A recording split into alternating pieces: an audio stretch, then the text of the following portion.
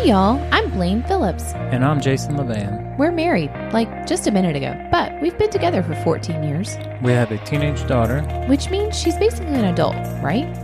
We're also growing a business on the side together. Wow, that's a lot. Yeah, that's a lot. Through all of that, we've learned how to improve so many aspects of our lives and show up in an amazing way. So we decided to host a podcast to share our journey with you. It's called Let's Do Life Together, because that's just what we want to do with you. So if you could use some tips and tricks on how to make life a little smoother, then you're in the right place. Come on in and let's do life. Welcome back. It's episode 21. Today we're talking about mobile device etiquette. But before we get started, we want to play a quick review that we got. With Jason and Blaine, I feel like I am getting good practical advice on how to do life. It's like my future self telling me exactly what to do. Oh my gosh, I love those. Thanks for always making sure we listen to those and read those before we get started. It fuels my fire to record and just keep doing what we're doing and putting useful, helpful information out into the world. All right, let's dig in. Let's talk about phones, or as Jason said, mobile devices. We're getting very technical here. It's a mobile. Mobile. It's your mobile. Oh, our mobile. Everybody has a phone. Let's not kid ourselves. Even 9-year-olds have phones these days, which I find completely shocking. But we all have a phone. We all use them. And chances are we all use them a little too much. Let's be real. It's like a computer at your fingertips. We never have to wait for information anymore. We can handle all kinds of things. Google to find out. Today, the flag was flying at half-mast and we all were like, what happened? I picked up my phone and Googled it to find out. You can pay your bills. You can order your groceries. You can keep in touch with people that you love. You can do all kinds of things from your phone, which is really nice and not sometimes. It can be super useful and helpful and really cool and keep you in touch with people, but then it can also be a distraction and keep you kind of separated from people as well. It's true. It's really the reason we're talking about this today. It's currently alive and relevant in our family, in our household. We have a 13-year-old who is just entering into the world of learning about a phone.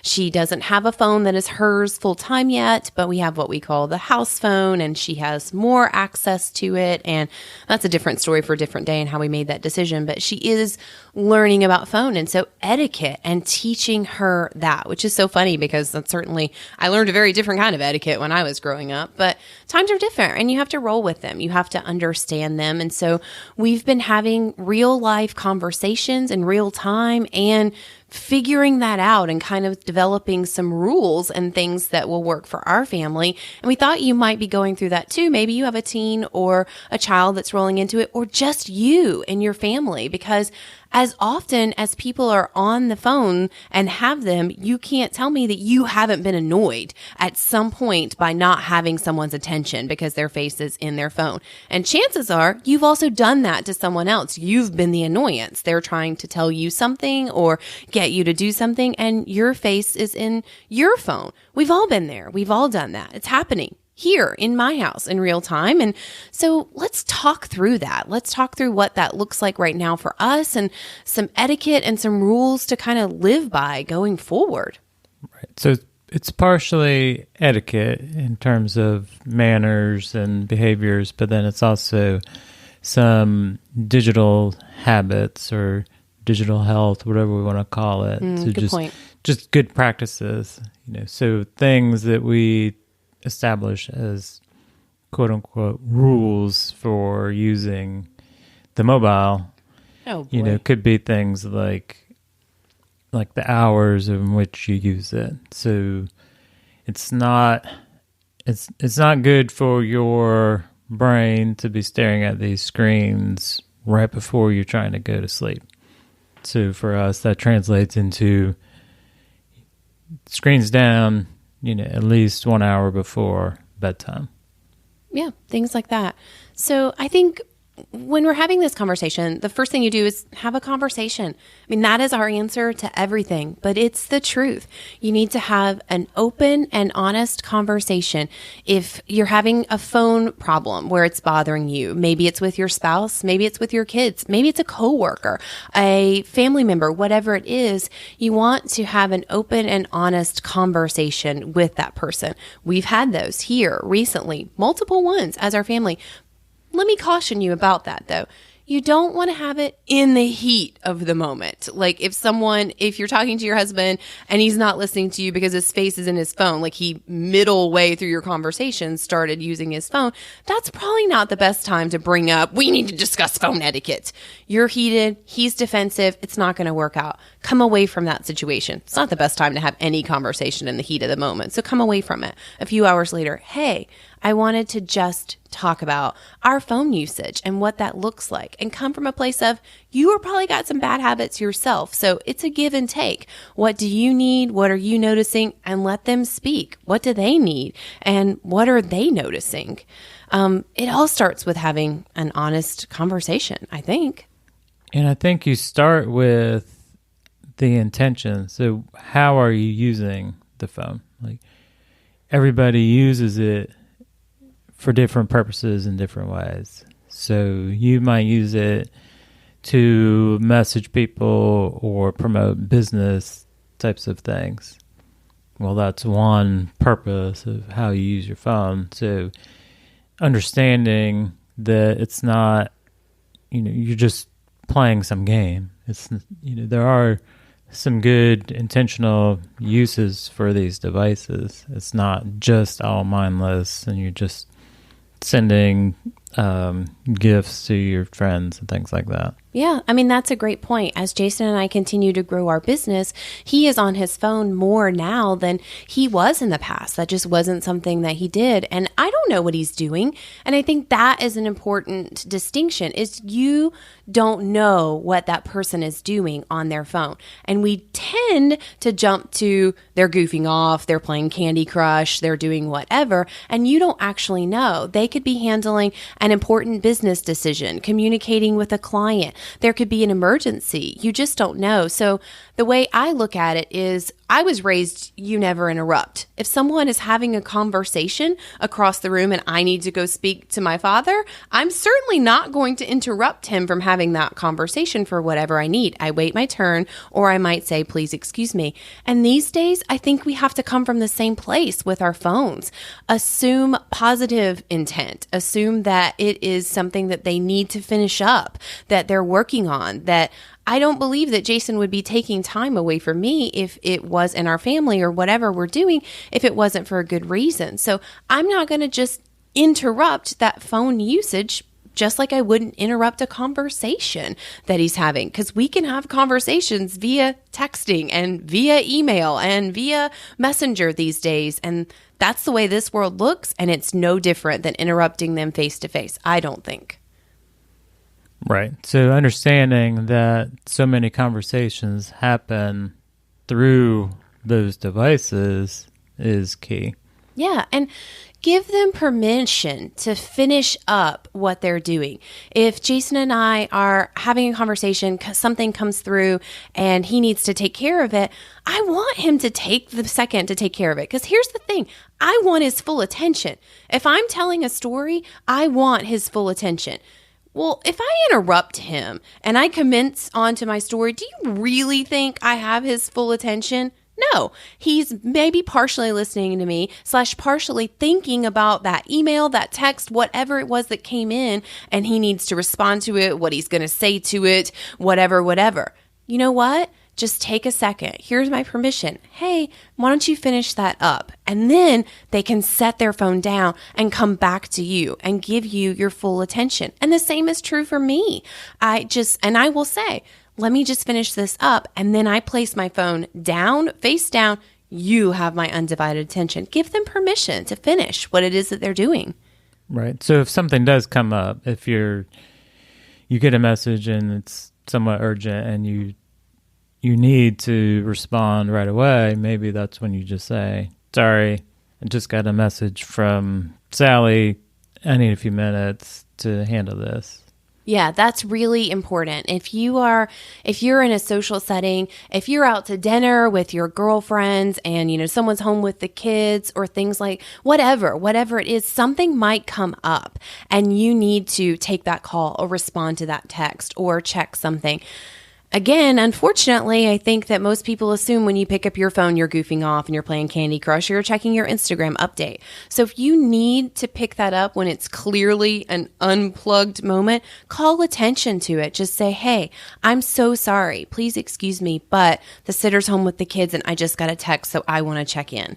Because if you didn't, you wouldn't, one, you want to check on your kids, and two, you wouldn't be honoring them because you wouldn't be giving them their full attention. No one's going to say, no, don't check on your kids. We're here. We're having dinner. Drink your martini. Of course, girl, check on them. And you check on them and you attend to the situation and then you put your phone back away and you've honored everyone in the situation.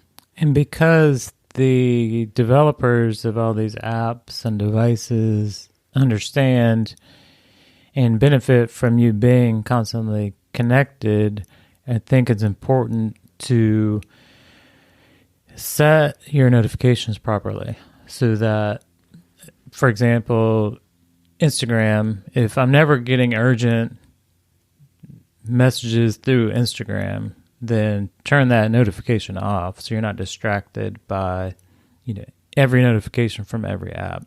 Great so if your notifications are only things that would ever require, more urgent response to, then you won't get distracted as often. That's a great point. If you never get anything urgent in your email inbox, you don't need a notification for it. You'll go check your email, right. So turn it off. So So within your day, you have set time. All right, this is email time. Or you just intentional with, all right, let me see if I have any messages or any, comments on Instagram I want to reply to, things like that. Now, let's talk about our own personal selves for a second. We've talked about etiquette with other people, but let's talk about those times when we're using our phone and it's not really serving us. I am talking about those Candy Crush times or those mindless scrolling through Facebook times or whatever it is. A big one that I've noticed is in the mornings. People wake up and they pick up their phone. I used to do it. I firsthand would pick up my phone. It would be the first thing. And I now call it letting the outside world in, whether you're checking social media to see who did what, or you're checking email or whatever. You are now, the morning is your best time. It's your most creative time. You wake up, you're refreshed, you're ready to go. And if you pick up your phone, you're instantly letting that outside in. The comparison, you'll see someone wearing their bikini on vacation and you're not even close. You're in your ratty sweats at home with a cold or whatever. And you start to compare, or you see your to-do list or the emails are starting to roll in, and it steals your joy first thing in the morning. So I took that away. I do not pick up my phone first thing in the morning. I don't pick up my phone for about 2 hours in, actually. I have quiet time. I journal. I meditate. I do my things. Then I exercise. I make sure that I fill my brain with goodness through good music or a podcast or a book that I'm reading, whatever that may look like, before I let the outside in. Fill your cup up first before someone starts to dip into it. And if you use your device to get some of those good things in, but you also don't have the discipline to not click on Facebook and not click on the socials or your email, there's settings that you can use. So for Apple, it's the screen time, and you can say, all right, turn off all apps until 7 a.m., 8 a.m., except for these three. So you can have podcast app available, any time of day, if that's one. Or maybe you've got the Kindle app and you're reading or your meditation book app. Or your meditation. So there's ways to kind of balance between just the strict can't touch my phone, for the first 2 hours of the day versus I'm using the technology for good to feed my brain, but I also don't want to get distracted, so I'm going to turn off those other apps. Yeah, great point. Absolutely. And for me, I started to notice I mean, we run our businesses I primarily run my business through my phone, which means that I'm on my phone quite a bit. And I'm pretty strict about that and, honoring our family and unplugging in the evenings and doing those things. But being on 24/7, not that it's 24/7, but being on 7 days a week was a lot for me. And I realized that and I was like, you know what? You need a detox day. Like I needed that. And I've set Sundays this year as going into our unplugging day. As a family, for the most part, we are unplugging and just plugging back into each other and what's going on. And do we want to lounge around and watch movies that day? Or do we want to go on a hike, like wherever the day takes us? But I'm not really engaging in my phone. I'm not picking it up. I'm not working that day. And for us entrepreneurs, that can be hard sometimes to step away, but we need those breaks. You need a detox from your phone sometimes, from technology. It's fun to capture the moments and potentially share them with others, but then there's also times when you just need to be in the moment. Yes. If we want to go zen. But going zen. All right. Just be in that moment. So not through the screen or through a lens, but just pick your head up and open your eyes and look around and breathe in and just appreciate the moment and have that memory and then go on to the next moment. Yeah. Listen, we both have phones. We understand. We do a lot of things from our phone. We run businesses. We stay in touch with our families. We book flights. Amazon and me are like best friends. But there's a balance. And there's a balance there's a balance that you need to give yourself. And there's a balance that you can ask for the people in your life that it's possibly caused a problem with before. I think the first thing you just want to do is start from a positive place. Assume the best. Don't assume Candy Crush. Assume that they're handling something that actually is important. And then just be open and honest to what you need. I have a girlfriend who used to be, oh my Lord, she was like attached at the hip to her phone. We would be together. We would be on a lunch date. We would be at a workout. We would be wherever. And my perception, I felt like she was always on her phone. And one day when it wasn't actively happening, I just brought it up and I was like, hey, like, I just noticed it feels like to me you're on your phone a lot. And for me, it made me feel like you didn't want to be there doing whatever it was we were doing. That's how I was feeling. I don't think that's what she intended, but it's how I was feeling. Like whatever was on the end of that phone, on the other end of that phone, was more important than what we were doing. And we had an open conversation about that, and that wasn't necessarily the case. And she admitted that she's on her phone more than she means to, and sometimes it is important and sometimes it wasn't. And we just got to a place where we developed some safe words for each other, like, hey, she will say, hey, this is work and I just need to take care of this real quick. And then she puts it down and then we get back and I do the same. And that coming from a place of goodness, just believing that even though I was feeling like something was more important, I knew that wasn't her intention. So I realized that, and then we had an open conversation about it, and we were able to go forward and new phone etiquette from there. And that's really what it comes back to, is having those conversations, setting expectations, and it's going to be different for different people and different types of relationships.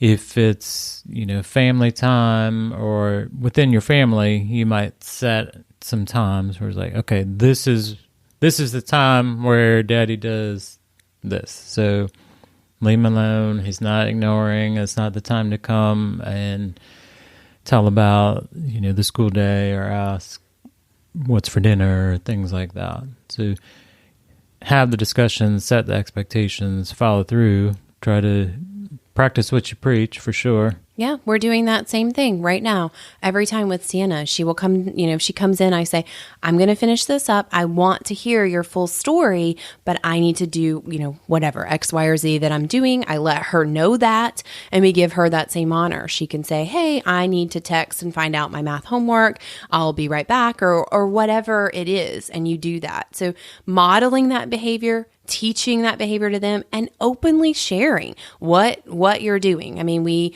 try to plan in advance. Daddy's going to be, editing podcasts tonight. So for 2 hours, he's going to need to do that. You and me are going to do this. And just being open, being honest, and coming from a place of goodness. That's all it is. Just be kind. But we're all on our phones. We're all on our phones all the time. And we can't continue to revert back to that's not the way it used to be, because it's a new way. We just need to know how to create new etiquette surrounding that. And I think we're all figuring it out. And I hope some of these tips were helpful for you. The next time you're in a situation where you're frustrated with someone, you will give them the benefit of the doubt, and then you will talk to them about it when the timing is right. Until then, happy texting. See you next week.